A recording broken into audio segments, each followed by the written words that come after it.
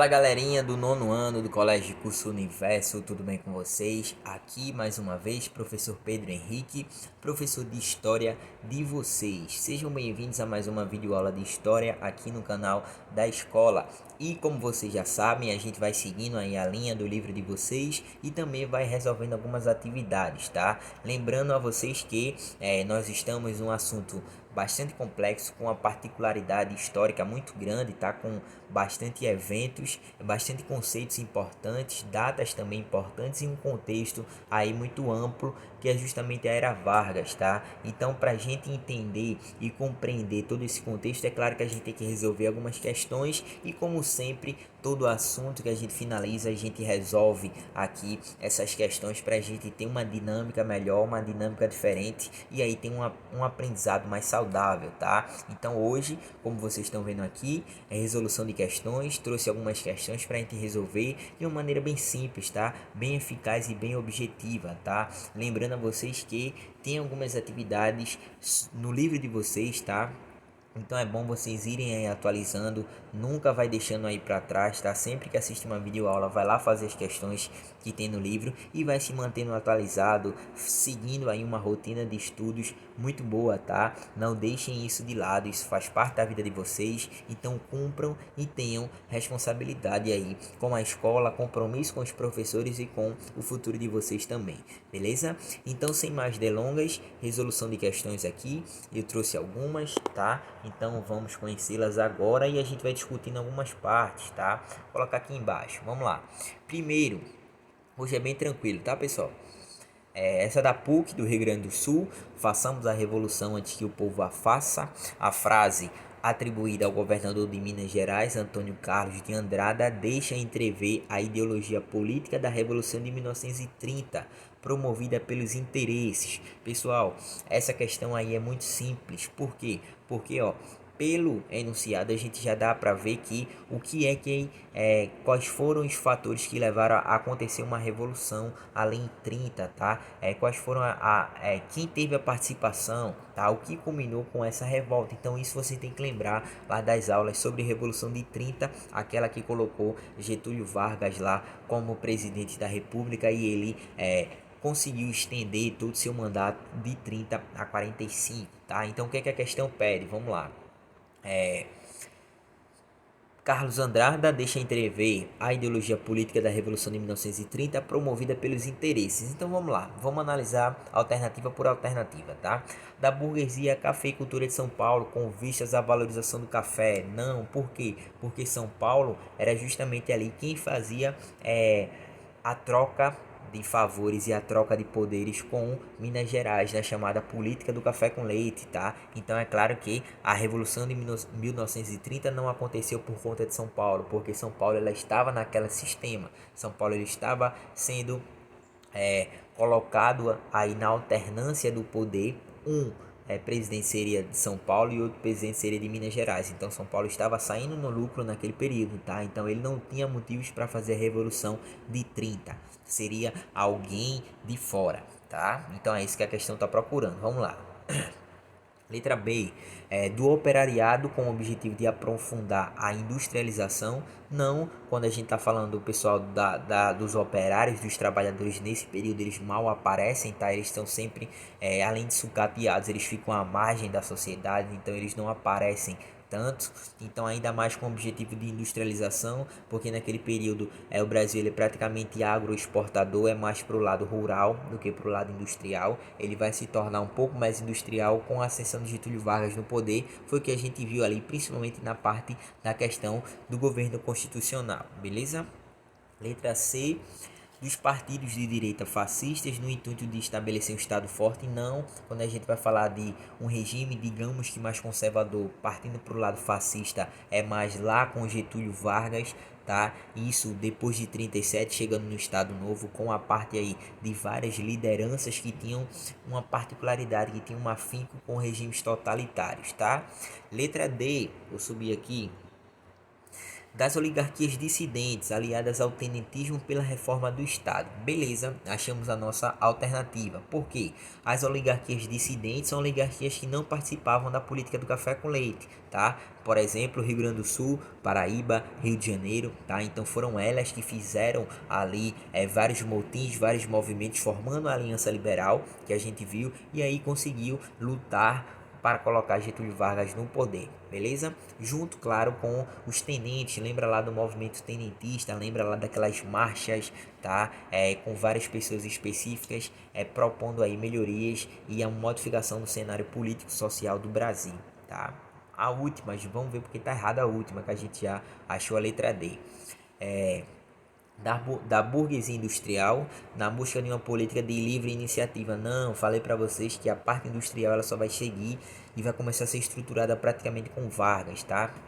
Então a revolução foi feita pelas oligarquias dissidentes com a ajuda do tenentismo, tá? Vargas, ele teve uma aliança em todo o seu período por conta ali dos tenentistas, por conta do movimento forte da parte dos militares, beleza? Então marca aí, ó, primeira questão, letra D, das oligarquias dissidentes aliadas ao tenentismo pela reforma do Estado, beleza? Essa foi a primeira, vamos lá. Segunda, tá? Vamos acompanhando. Unirio 2000, na casa do Beato Pedro Batista em Santa Brígida, na Bahia, Dom Pedro II divide um espaço na parede com Getúlio Vargas. Este exemplo caracteriza um tipo de idealização da figura de mitos que ficaram sedimentados na memória popular. Podemos afirmar que Getúlio Vargas potencializou uma imagem de pai dos pobres, em grande parte devido aos, tá? Então, essa é um enunciado que traz uma característica aí de uma historiadora muito importante, Lilia Maurice Schwartz, tá? Ela é uma das historiadoras, digamos que com mais influência tanto na parte da política, tanto na parte de relações sociais da nossa atualidade, tá? Então ela sempre traz obras aí fantásticas e As Barbas do Imperador é uma delas e ela faz essa alusão, esse reflexo e a gente pode trabalhar conceitos de Vargas, conceitos aí do Império também a partir dessa fala dela, tá? Então vamos lá. Podemos afirmar que Getúlio Vargas potencializou a imagem de pai dos pobres em grande parte devido a, vamos lá, letra A, discursos ufanistas disseminados entre os camponeses brasileiros. Não. Por quê? Porque os discursos que Getúlio Vargas tinha era mais de uma aproximação, era mais de um sentimento, era mais de uma ajuda, de um auxílio, e a população pobre via Getúlio Vargas aí, claro, como um herói, tá? Via ele como uma imagem a ser seguida, um líder aí com a sabedoria gigantesca e com a compaixão de ajudar todo mundo, por isso que ele ficou conhecido como o pai dos pobres, tá? Então não tem nada de discurso ufanista nesse momento. Letra B, medidas revolucionárias introduzidas com a reforma agrária. Em algum momento do governo de Getúlio Vargas a gente falou sobre a reforma agrária? Não, a gente falou de políticas de acordo com o movimento do trabalhismo, tá? Práticas aí trabalhistas, atividades voltadas aí à segurança do trabalho, mas reforma agrária não, então a gente corta. Tranquilo? Letra C. Restrições econômicas impostas aos industriais brasileiros, não. Por quê? Porque Getúlio Vargas ele estava sempre em cima do muro, como falei para vocês. Ele tanto auxiliava os pobres, tanto aos industriais. Então ele não foi conhecido como o pai dos pobres porque ele restringiu ali imposto aos industriais brasileiros. Não, não tem nada a ver com isso, tá? Letra D, restrições rígidas impostas à burguesia nacional e internacional. Não, ele primeiro que ele teve um nacionalismo muito forte, tá? Ele era um cara que realmente pregava por melhorias e condições para o nosso próprio estado, para o nosso próprio povo, sem a ajuda de capitais estrangeiros, por exemplo. Ele fez isso quase tardiamente dentro do seu governo, tá? E letra E, medidas de caráter populista atraindo as massas trabalhadoras é a nossa questão, tá? Lembra lá, podemos afirmar que Getúlio Vargas potencializou a imagem de pai dos pobres, por quê? Porque ele tinha medidas de caráter populista, tá? Ele era um líder popular que tratava o populismo, a própria liderança dele, a imagem dele e ajudando aí as massas trabalhadoras, os camponeses, os trabalhadores, os comerciantes aí de pequeno porte, tá? Então é por isso que ele foi conhecido pelos pai dos pobres por conta dessas medidas de caráter popular, beleza? Então, segundo quesito, pessoal, letra E. Vamos para a terceira, para a gente ir concluindo. Unesp é decretada a extinção da Aliança Nacional Libertadora em 35. Seus membros, os não moderados, organizaram a insurreição comunista que foi abafada pelo governo Vargas. Beleza, isso a gente viu.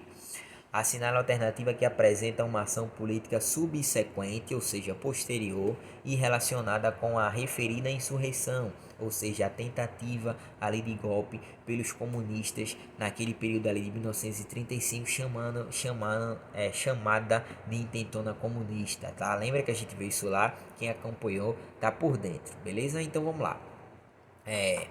Letra A proposta anti-imperialista e antilatifundiária contida no programa da ANL, ou seja, a Aliança Nacional Libertadora, foi completamente abandonada.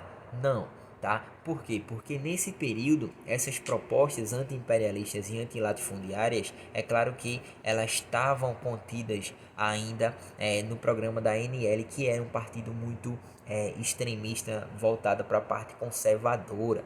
Tá? Era muito tradicional e tinha, claro, sinônimos aí com a parte imperialista, sim, tá? E latifundiária, sim, os grandes bens e áreas de terra para os grandes proprietários, beleza? Letra B. Vargas, em proveito de seus planos ditatoriais, explorou o temor que havia ao comunismo, sim, tá? Então, provavelmente a gente achou a letra B, a alternativa da questão. Vamos ver por que as outras estão erradas, tá? 2 meses após a intentona comunista de 35, todos os presos políticos que aguardavam julgamento foram colocados em liberdade. Não, tá? Esses caras eles foram presos, eles foram exilados, foram colocados para fora do país, tá? Teve uns que nunca mais voltaram, tá? E assim eles pagaram suas penas aí por conta desse regime de Vargas, tá?